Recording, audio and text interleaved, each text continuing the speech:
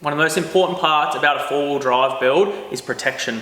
I'll talk about it time and time again. Basically any four-wheel drive I'll ever build, even our buggies, quads, stuff like that. The big thing for me is making sure that nothing's going to get damaged where avoidable. So I've already done our AFN bull bar here. So next thing we're going to do is we're going to get some rock sliders on this thing, and then I've also got some underbody guards, some CV boot guards, and a whole heap of other good gear to go in. So first things first, we're off to Phat Bars on the north side of Brisbane.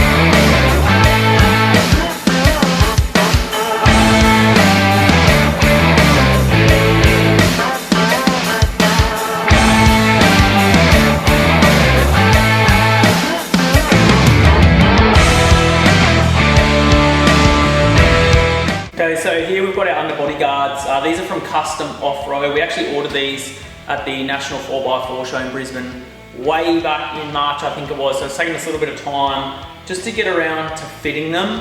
We did get a pretty good deal on these at the show.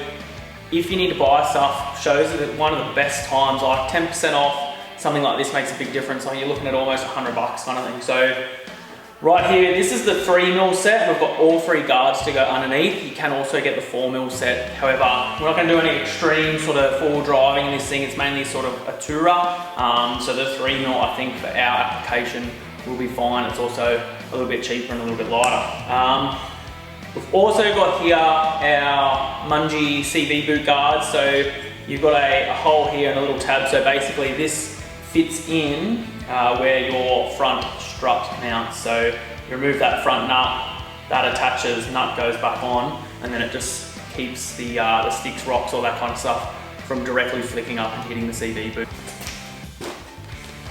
So with this, the instructions say that you got to start from the back and then head towards the front, just so that then you overlap, it's not going to get snagged or anything like that. So I'm just starting with this big transmission plate here.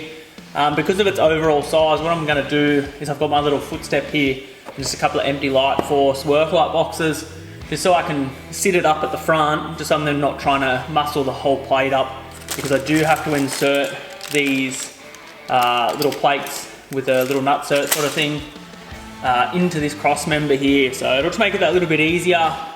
And then yeah, I'm not trying to hold the whole plate up by myself to do it.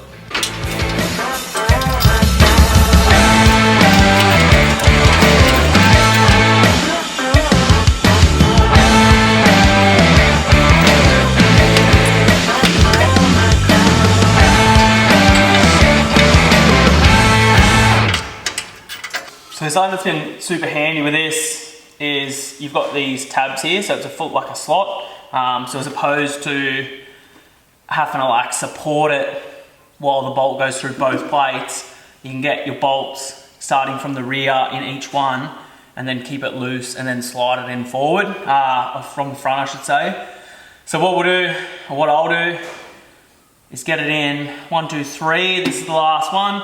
Put that in, and then I'll go back through and I'll start at the back and tighten them back up. I don't want to tighten it before each one is in, just because they do require a little bit of movement side to side, backwards and forwards, just to get it to line up with the those existing threads in the chassis. Slide that in like that, and don't let it drop on your face because that's going to hurt.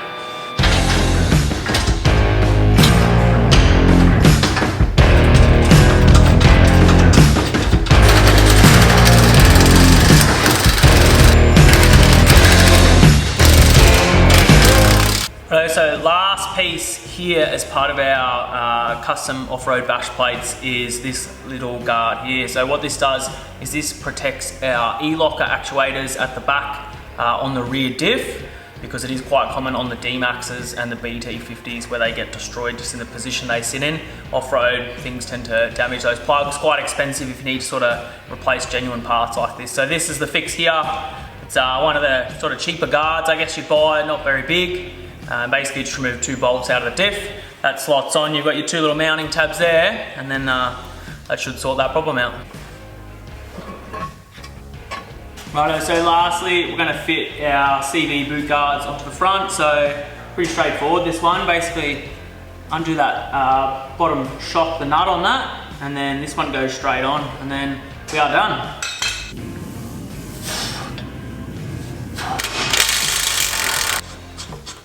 Okay, so unfortunately I've just fitted up this left-hand side guard, and it actually contacts the OUT&BACK armour front strut. So there's 2 options. I can either try to bend it out or cut it up, or go without it. So I think for now what I'll do is I'm going to take it back off, and then maybe it's something we can address later on, maybe just give it a bit of a trim.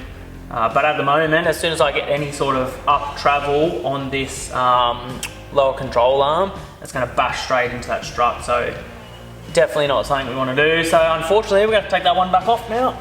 Alright, that's our protection for the time being. So just to run through that, we've got our AFN bull bar on the front.